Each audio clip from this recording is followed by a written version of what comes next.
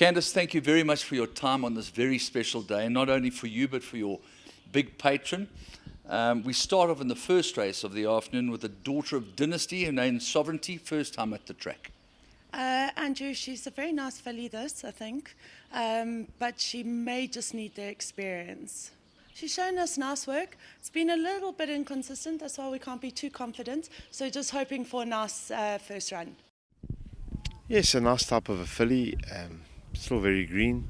She ran a decent race first time out, and we expect improvement. She should be competitive.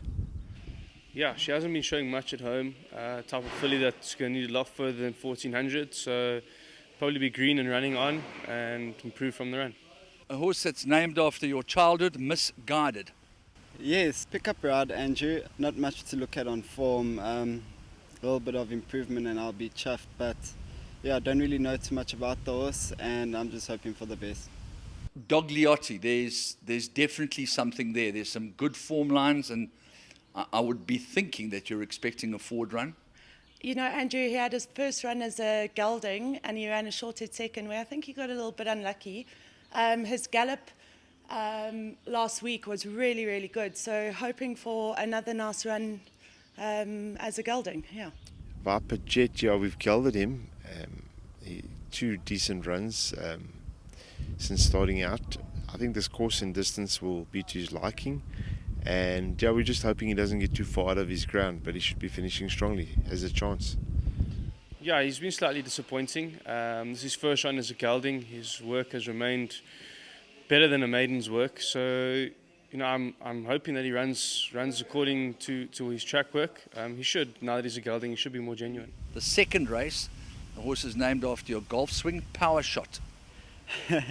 Yeah, he's nice. He's taken a few runs to learn what it's about. Last start at the Val, he got a bit cramped and tried rallying back, but in a 5 it's hard for them to find their legs in the last furlong and still quick. And I think he'll enjoy the 14 and probably, hopefully with a better luck in running, he can start showing what he shows at home. V? Yeah, she's got some decent form. Last start, I don't know what quite happened at TURFFONTEIN. I think she ducked for the shoot, but I'm just going to try get cover as quick as possible just so she can get guarded around the course, and on her best I'm sure she'll come with a good running and give a good account. She was unlucky last time, nothing went away. She was the fastest filly, and there was a filly in the race cutting her throat, getting scrubbed from the 5 furlong to just stay with her, and just things never went her way. She was bound to get tired that last 100 meters and she lugged out, and if it was a 5 furlong I'd give the world of confidence. I know how good she is. She's yet to win past the 1,000. Just hoping she sees it out. Warriors Rest, we're dropping back in trip. He was one of the horses that was being prepared for the Heritage and then got a penalty big enough that he didn't qualify anymore. So he's showing a lot of speed and he's in a good space, and yeah, he should run a good race. Mardi Gras, first run for me, may just need the run, but seems to be moving nicely, and yeah, he should put in a decent effort. He's a star. If anyone watched the replay of the Mercury Sprint, he's probably the unluckiest loser. He was going with a great run down the inside until the winner Casimir took him out, and he ran 5th, beaten just under 2 lengths. Say he got that running, I thought he was going to win the Mercury really well, but had a nice good break. All the horses for Cornet Spies and their team are coming out their breaks really well, and I'm sure he's going to give a good account. He's got the ability and he's definitely the best horse in the race. Then a race that I honestly believe may well be at your mercy. Eden Rock, if he shows up with the ability that we know him capable of, he looks like a tough horse to beat. I think that's quite competitive. I think there's probably 4 horses with decent claims, he being one of them. Yeah, he's had a really nice prep into this race, and I think you know, he's peaking at the right time and everything's in place. I think the previous time we went over a mile, you can safely ignore the run. He played up very badly on parade on Gold Cup day and over raced in the race. So yeah, he's been very nicely relaxed in his racing of late and finishing off well. So I think he should be cherry ripe. And then where does Shango fit in the pecking order? Well, that's what we want to find out. He's got a decent draw. His juvenile form was solid. May have needed that run quite badly last time out, and we're expecting good improvement. Whether he's this class yet, I'm not too sure, but he will be decent in time. He needs no introduction. He's been an absolute soldier, even though he's a young horse, and he gets his chance to shine in the Dingons. Yeah, he won a good race last time after gelding and a rest. Definitely made the improvements. Still got to see out the mile. You know, those Australian pedigrees are quite fast, so always a question mark over the distance. But he won the Graham Beck last time with a lot in hand, I thought. So I'm expecting him to see it out, and yeah, he must be a big runner, obviously. And then the unbeaten Marshall. Yeah, he looks like a smart horse, big, strong, athletic animal. Tricky draw to overcome, but it's not the biggest field, so hopefully we have a bit of luck in running. It's a big test for him. On his track work and what he's shown us at the races so far, we think he's up to it and should be included in everything. I saw this horse at Greyville and I said, wow, I've got to follow him. He's got the movie star looks. He lived up to his name last time out on the inside track. He beat a high-quality individual from the De Kock yard. Promise of a master. Andrew, he must be one of the stable favourites, and especially for my sister. You know, we earmarked this race a long time ago for him, and it seems, well, he's taken his preps really, really well, and back on the stand side, we're hoping he can follow through with it. You know, obviously a lot of respect for all the other runners, but we think he's well, and hopefully he can run a good race for us. Is he as good as you've had to train? Andrew, we think so, but they've still got to show it on track before we can make that statement. Yeah, he's a really nice horse. Got his issues and niggles, but the De Kock team, they're top class. They're on top of their horses, and I was fortunate enough to stay the Saturday night a week and a half ago and gallop him on the Sunday morning. Really happy with how things are going with him. Callan was kind enough to send me a video of his prep yesterday morning, and it looked very pleasing from what I saw. We all know he's got the ability. Last time I thought it was a very creditable win. You know, nothing really went his way. There was a loose horse. He got hammered into the rail, lost 3 lengths before the straight, and he still came with a really good running to win hands and heels. So we know what he's capable of, and if he's at his best, he's probably the horse to beat in that field. Yeah, she's definitely got the talent. I've always wanted to ride her as a 3-year-old. I really rated her, and she did. She started off really promising, and she is a good filly. I'm hoping for the best. If she brings her A game, she's definitely a runner with that weight, and she's cracked a good jaw, which you need in these big races. So if everything goes well, I think she can give a good run. Yeah, you've hit the nail on the head. We ran him in the Victory Moon because we just wanted to be sure about the distance. But our first choice was to go to Cape Town, and obviously with the horse sickness restrictions, we decided to have a go here. He would have to be out of his comfort zone to go to Cape Town now. So also another scenario where a fit and well horse will be the point of leaving him in the box, you know, on the day when you could be running. But still, I have big question marks if you go 2,000 at Turffontein. It's not going to be easy. But things in his favour are that horses that ran behind him in the Victory Moon, he gave them 11 kilos. Now he's only giving them 8. So things like that will definitely help. He's a good horse. He's going to try his best, and he's fit and well.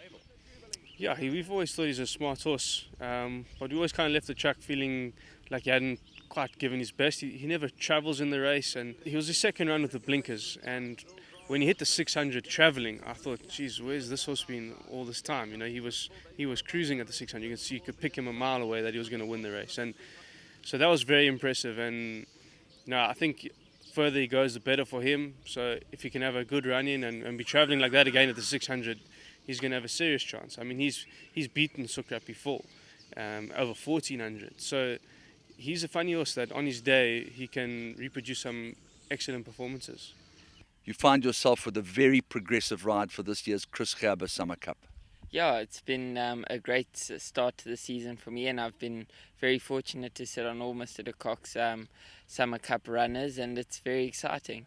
So it makes perfect sense for a young man who's able to make the weight not to have to carry 8 or 9 kilograms dead weight in the saddle. Yeah, exactly right. And I definitely am quite excited to be on her. As we know, she's a very progressive filly and looks to be capable, obviously slightly untested as opposed to some horses in the race, but looks to have the potential. Yeah, I think we've just made it. I don't know about timing it perfectly, but yeah, we just made it into the field. I mean, fortunately there weren't scratchings, otherwise we might have been on the outside looking in. But his prep's been good, and he's a good horse. Obviously the draw is there to help. Lovely galloping weight. It's quite a big jump that he's taking here. Is either good enough or he isn't. These horses of Michael's are supremely fit. They're coming off wins and not just winning, smashing their fields.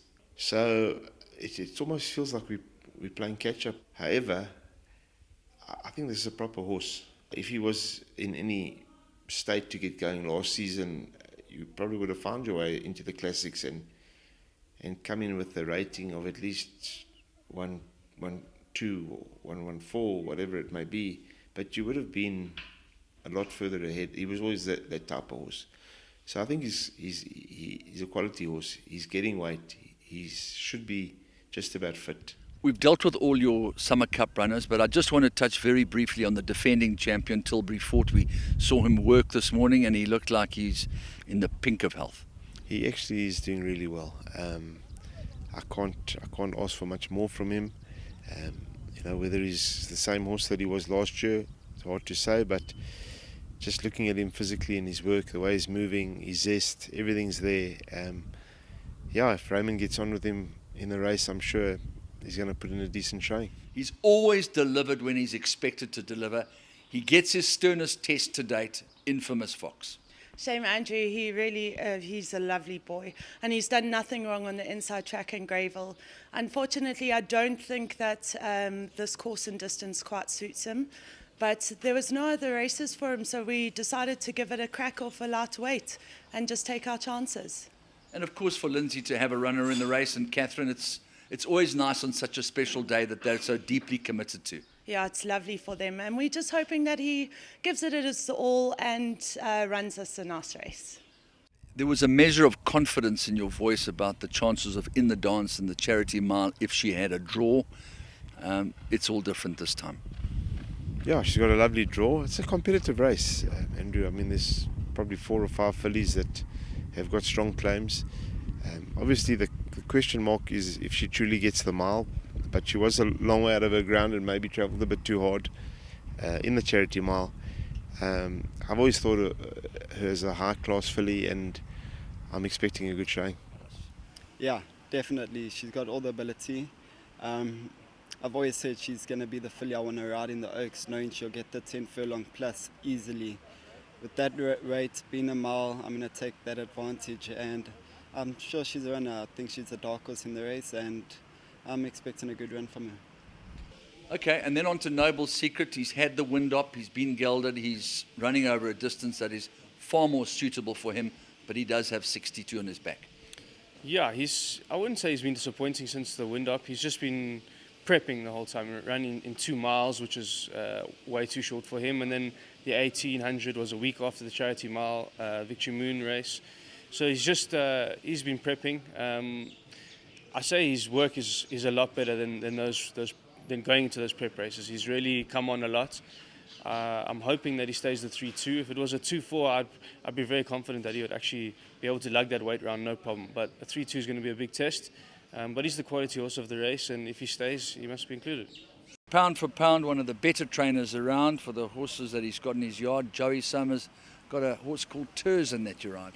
Yeah, Mr. Summers been good to me of late. Thrown me a few bones, and yeah, Terzan, he's very capable over the chips, and Mr. Summers always got them fit and at their best. I think on his best he could give a really good account. Just taking a chance with these horses, and it's obviously hands and heels race, and let's just see if one of them can come through. There's not a great deal of confidence. Silver got on his best form, he would have a chance. Throng may find this a bit sharp, and Lainsburg's only finding his way back. So, we're basically making up the field, but let's hope for the best. In every tote around South Africa, you're going to get a lot of people shouting for you, for Dory Sham, Jaresa, Jaresa. Yeah, the hands and heels race. It's always an interesting race, Jaresa. I learned a lot about him last week. he's not the best breaker, but he does know how to quick, and being a small field, he won't be too far out of his ground. And I thought it was a bit open and competitive, that race, but I'm hoping I can run into the first 4 there. And then the daughter of River Jetez, Jetoria, is along with Viva Pipa in the 12th. Viva Pipa, a bit of an enigma. She looks like she's crying for the ground. When I have stepped her up, she hasn't delivered. But her last run over a distance that she's done her best over, she was actually quite impressive in the way that she ran on very strongly, which she doesn't normally do. So I'm hoping that eventually maybe the penny's dropped, and hopefully she'll be running on in the 1800, and we will find out a lot more about her. But she's in a good space. Jetoria, I think, is cherry ripe. She's won over the course in distance. She's got a decent draw. She would have a good chance.